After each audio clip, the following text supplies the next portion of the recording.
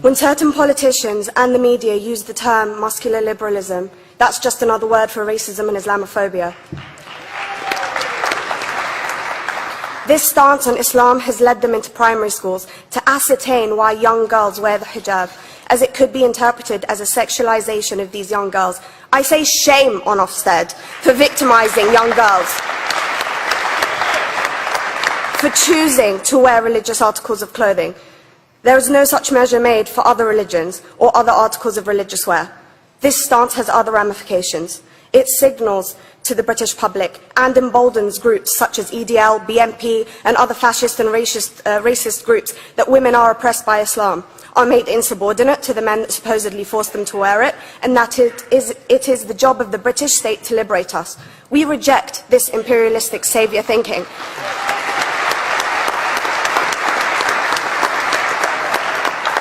And I am here to state for all people who choose to practice their beliefs openly that we are not oppressed by our faith.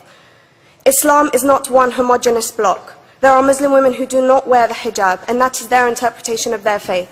The Quran beautifully states, "La ikraha fid din," which translates to, "There is no compulsion in religion." My faith has given me the right to choose 1,400 years before the Universal Declaration of Human Rights told me I could. A fun fact for you, conference. My dad didn't want me to wear the hijab.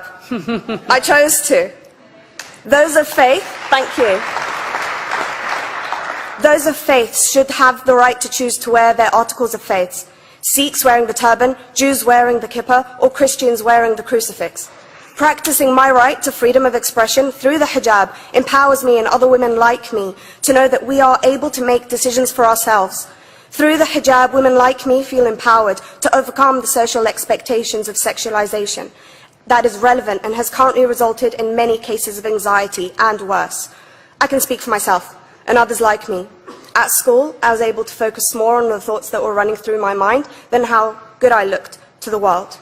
The NUT has supported a woman's right to choose when it comes to pregnancy. I want conference to support my right to wear the hijab.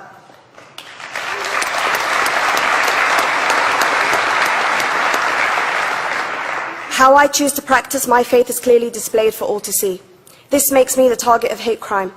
The level of racist attacks on Muslim women is disproportionate to any other oppressed group in British society because we are an easy target. This decision by Ofsted has ramifications beyond the school gates and must be seen in the context of increased attacks on the Muslim community and perpetuates the outdated notion that Muslim women are victims. I was on a trip last year to Hampton Court with my Year 7s, where a man felt comfortable to call me a terrorist. As a Muslim woman, I'm not a victim, so I challenged him. He denied it.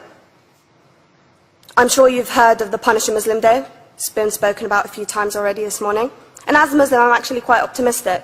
They're trying to limit it to one day. That's 364 less than normal.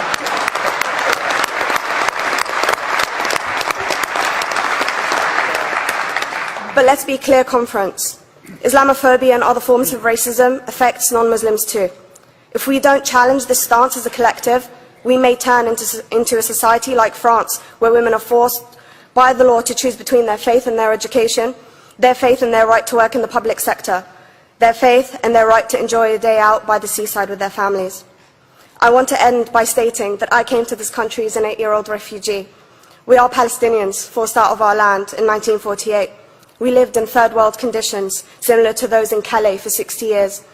Here, I received the support I needed to study law at university and become a secondary school citizenship and PSHE teacher and a school rep.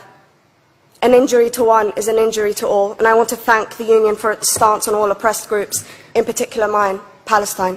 Thank you, Conference. Thank you, Latifa.